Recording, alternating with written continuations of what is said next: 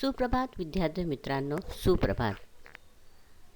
सर्वांना नूतन वर्षाच्या हार्दिक शुभेच्छा. आज आपण जी कविता शिकणार आहोत त्या कवितेचं नाव आहे अनामवीरा.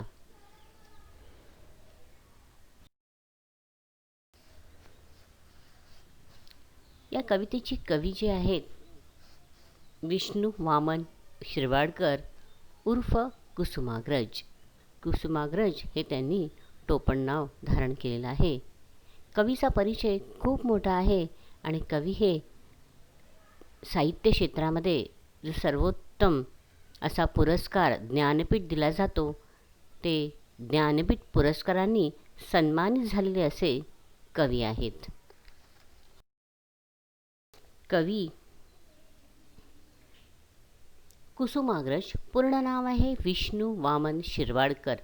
जन्म 27 फेब्रुवारी 1912 नाशिक. मृत्यू 10 मार्च 1999. मराठी भाषेतील अग्रगण्य कवी, लेखक, नाटककार, कथाकार व समीक्षक. कुसुमाग्रज या टोपण नावाने कविता लेखन, मराठी साहित्यातील ज्ञानपीठ पुरस्कार.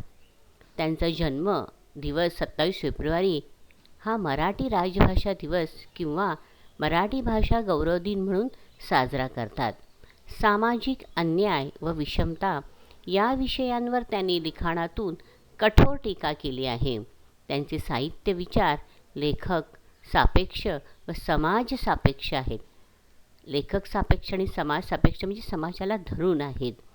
1964च्या मडगाव येथील अखिल भारतीय मराठी साहित्य संमेलनाचं अध्यक्षपद त्यांनी भूषवलेलं होतं. 1970 कोल्हापूर येथील नाट्य संमेलनाचे अध्यक्ष. 1990 मुंबई येथे पहिल्या मराठी जागतिक परिषदेचे अध्यक्ष. त्यांना खूप मानसन्मान मिळाला. याशिवाय त्यांना त्यांच्या नावानेही साहित्यिकांना लोकांना पुरस्कार दिले जातात.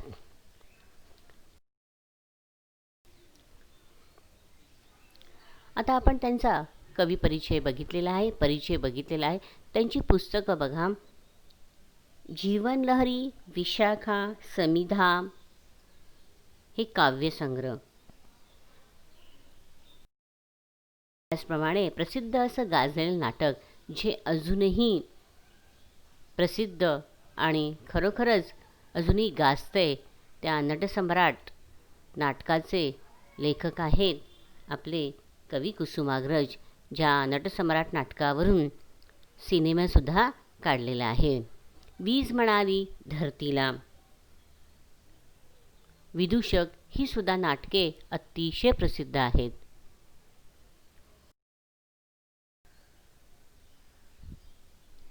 थोडक्यात काय, विष्णू वामन शिरवाडकर कुसुमाग्रज उर्फ कुसुमाग्रज ज्ञानपीठ पारितोषिक विजेते, प्रसिद्ध लेखक, कवी, नाटककार. आणि आपण आता पुस्तकं त्यांची याच्या अगोदर बघितलेली आहे. जीवनलहरी, विशाखा, समिधा, स्वगत, हिमरेषा, वादळवेल, मारवा, किनारा हे त्यांचे काव्यसंग्रह. वैजयंती, राजमुकुट, कौंतेय, नटसम्राट, वीज म्हणाली धरतीला, विदूषक इत्यादी नाटके प्रसिद्ध. आज आपण जी कविता पाहणार आहोत त्या कवितेची थोडक्यात प्रस्तावना पाहणार आहोत. प्रस्तुत कवितेत कवीने देशाच्या सीमेवर शत्रूशी लढणाऱ्या वेळप्रसंगी आपले प्राणांचं बलिदान करून देशाचे रक्षण करणाऱ्या ज्ञात अज्ञात, ज्ञात म्हणजे माहीत असलेले आणि अज्ञात म्हणजे आपल्याला माहीत नसलेली सैनिक भरपूर आहेत. आपल्याला सर्वच आपल्याला परिचयाचे नाही आहेत आणि म्हणून ते शब्द वापरलेला आहे. ज्ञात अज्ञात सैनिकांना आपण काय केलेलं आहे, अभिवादन केलेलं आहे.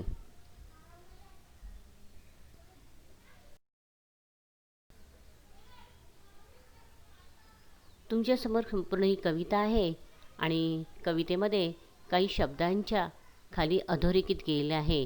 ते शब्दांचे अर्थ मी तुम्हाला सांगते. तुम्ही तुमच्यासमोर वही ठेवायची आहे. समोर तुम्हाला मी शब्दार्थ आणि त्यांचे अर्थ दिलेले आहेत. तरीसुद्धा पुन्हा एकदा ते आपण चेक करून घ्यायचे आहेत, कारण की शब्दार्थांचा अर्थ आपल्याला माहीत असला पाहिजे. तर लक्षात घ्या. पहिला शब्द आहे अनाम, अनाम अपरिचित, माहीत नसलेला. बरोबर. वीरा, वीरा म्हणजे कोण? वीर, सैनिक. जाहला म्हणजे झाला. जीवनांत, जीवनांत म्हणजे जीवनाचा अंत. जीवनाचा अंत म्हणजे काय? शेवट, मृत्यू. स्तंभ, स्मारक. वात, आता इथे वात बघायला गेलं समाज शब्द वात म्हणजे वारा असा होतो. वारा, पवन. तसं समयीतली वात तसंही होतं. वात हा एक आजार पण आहे, आपण म्हणतो ना संधिवात. पण इथे मात्र वात या शब्दाचा अर्थ ज्योत आहे. काय आहे? ज्योत. जी आपण समयीमध्ये लावतो ना ती वात, ती ज्योत. धगधगता, धगधगता म्हणजे झळताना. समर, संग्राम, लढाई. ज्वाला, जाळ. आगीच्या ज्वाळा पेटतात माहिती आहे ना, आपण म्हणतो जाळ. आग. देशाकाशी, देशाकाशी म्हणजे देशाच्या आकाशात. जळावयास्तव, जळावयास्तव म्हणजे जळण्यासाठी. संसार, प्रपंच. तमी, अंधारात. लोपती, विरून जातात. संध्या, सायंकाळ, संध्याकाळ. विलीन, विलीन म्हणजे नामशेष होणे, लुप्त होणे. जनभक्ती, लोकसेवा. नच, नाही. उधाणले, उफाळले, वर आले. एखादी गोष्ट उसळून वर येते, बरोबर ना. वाऱ्याला बघा आपण म्हणतो उधाण सुटलेलं आहे, कारण वारा असं उसळून येतो. भाव, भावना. रियासत, हा रियासत उर्दू शब्द आहे. रियासत म्हणजे इतिहास, साम्राज्य. नोंदले म्हणजे दाखल केले, नोंद घेतली गेली. भाट, गायक. पूर्वीच्या काळात राजे महाराजांची स्तुती करण्याकरता, बरोबर ना, राजे महाराजांच्या दरबारामध्ये गायक असायचे, त्यांना काय म्हटलं जायचं? भाट. डफ, डफ एक चामडी वाद्य. तुम्हाला माहिती आहे पोवाड्या म्हणताना ते गोल हातामध्ये घेतात, बरोबर आहे की नाही. तो डफ असतो, ते चामडी वाद्य असतं, त्याला डफ म्हटलं जातं. यशोगान, यशाचे गाणे, कीर्तीचे गाणे. सफल, यशस्वी. बलिदान, मला माहिती आहे. प्राणार्पण, प्राणाचं आपण अर्पण करतो त्याला बलिदान म्हणतात. प्रणाम, वंदन. तुझला, तुझा. मृत्युंजय, मृत्युंजय म्हणजे मृत्यूवर मात करणारा, चिरंजीव. मृत्यूवर मात करणारा. तर हे झाले शब्दार्थ. हे शब्दार्थ तुम्ही सर्व तुमच्या वहीत सुंदर सुवाच्य अक्षरात लिहिलेले आहेत. जर काही चुकले असतील तर ते बरोबर करायचे आहेत.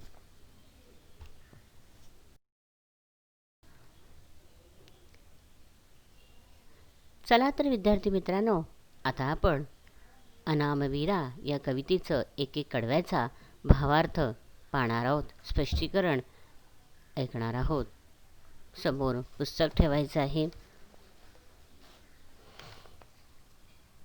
प्रथम ही कविता तुम्हाला मी वाचून दाखवते. कवितेची चालसुद्धा तुम्ही ऐकलेली आहे. नक्कीच तुम्हाला ती आवडली आहे.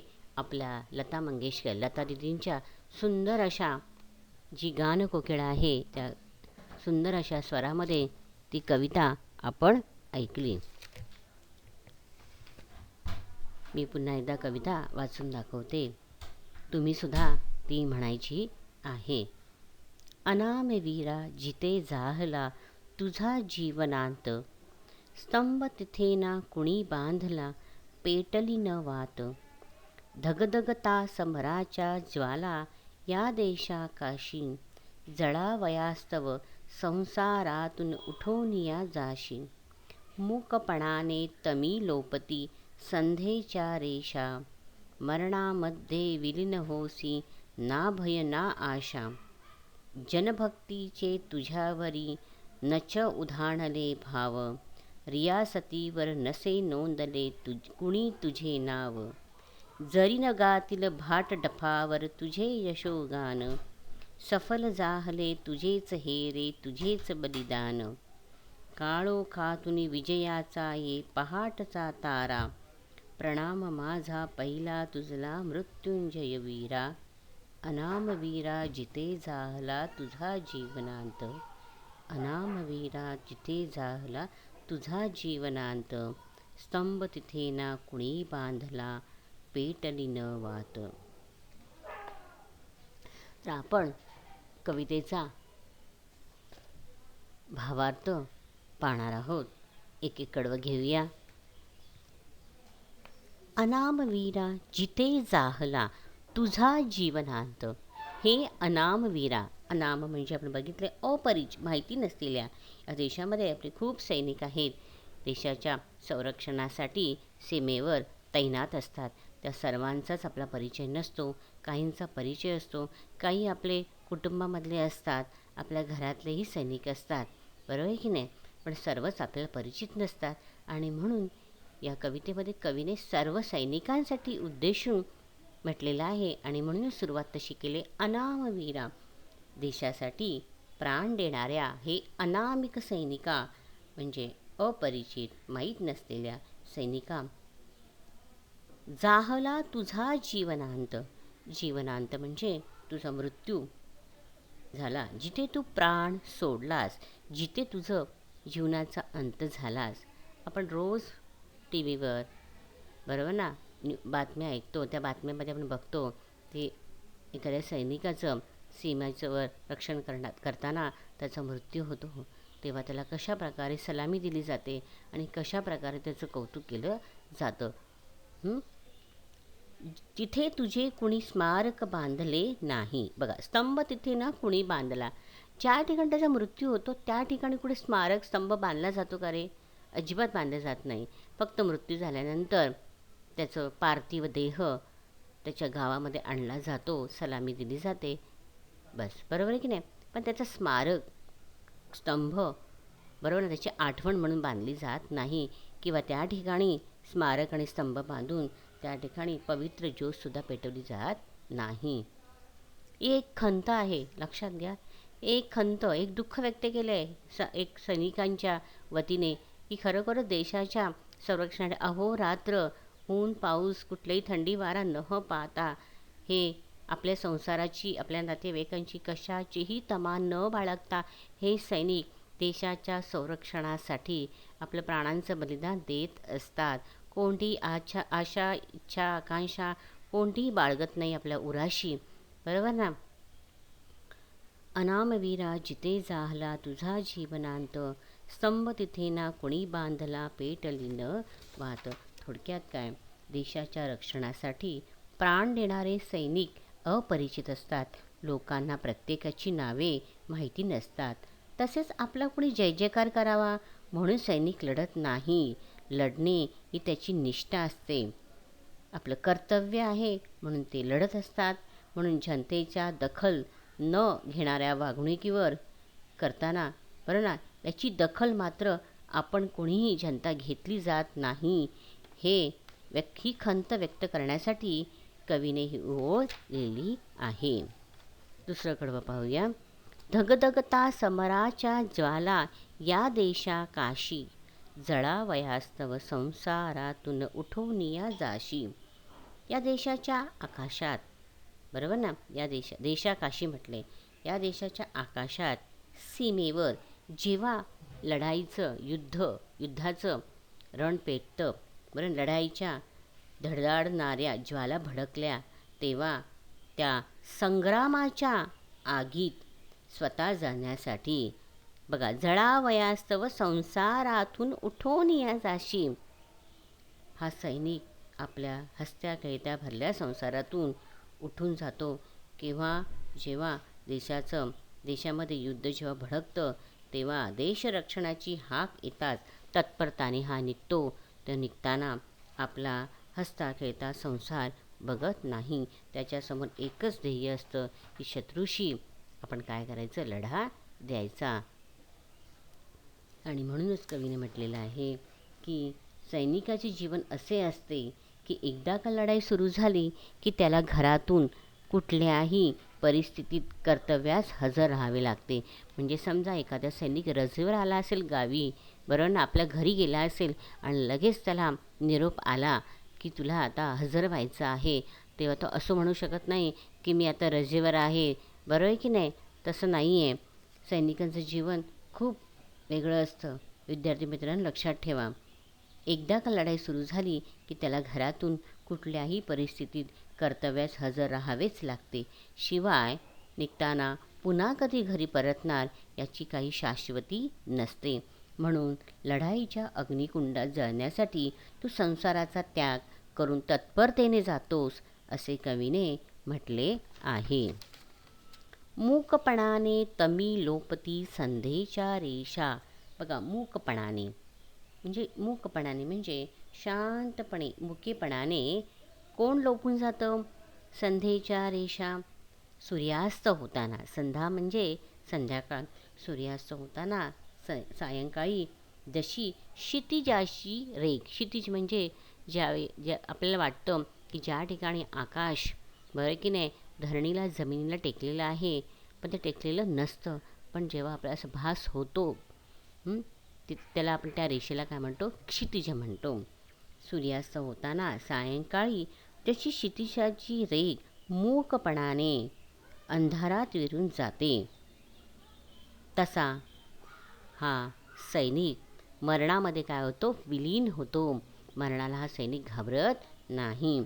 तसा तू भीती न बाळगता कुठलीही आशा, आकांक्षा, बघा, ना भय, भय म्हणजे भीती, ना आशा, तसा हा सैनिक कोणती भीती न बाळगता, कुठल्याही आशा आकांक्षा मागे न ठेवता मरणामध्ये विलीन होतोस, म्हणजेच मृत्यू पत्करतोस.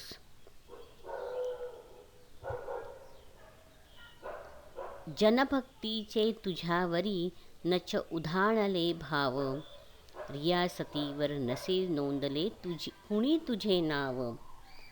ज्या लोकसेवेसाठी तू प्राण दिलास, म्हणजे प्राणांची बाजी लावतोस, प्रसंगी मृत्यू पत्करतोस, त्या जनतेच्या हृदयातल्या भावना तुझ्यासाठी कधी उंच बळत नाही. म्हणजे खरोखर त्या सैनिकांनी प्राण दिल्यानंतर आपल्या मनामध्ये त्याच्याविषयी कोणतीही भावना निर्माण होत नाही, भावना उंचवून निघत नाही. किंवा इतिहासाच्या, बघा, रियासत म्हणजे काय? की इतिहासाच्या पानावर तुझे नावही गौरवाने कोरले गेले नाही. आज आपण बघतोय आपल्या इतिहासाच्या पुस्तकामध्ये, बरोबर ना, राजे महाराजांनी, बरोबर की नाही, कोणते राजे महाराजे होऊन गेले, त्यांनी कशा प्रकारच्या लढाया केल्या, बरोबर ना.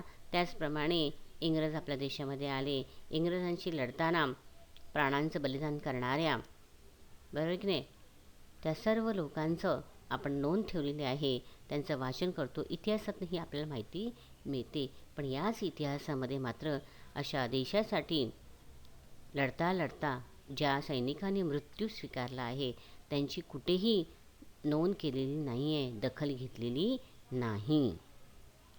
जरी न गातील भाट डफावर तुझे यशोगान. बघा, हे सैनिका, हे अनामवीरा, हे अपरिचित, माहीत नसलेल्या सैनिका, जरी न गातील भाट डफावर तुझे यशोगान. तुझ्या यशोचं गान, तुझ्या यशाचं कौतुक जरी डफाच्या तालावर जरी कोणी गायकाने गायले नसले, तरी सफल झाले तुझेच हे रे, तुझेच बलिदान. तरीसुद्धा देशासाठी प्राण अर्पण करणाऱ्या सैनिका, तू दिलेलं बलिदानच यशस्वी ठरणार आहे.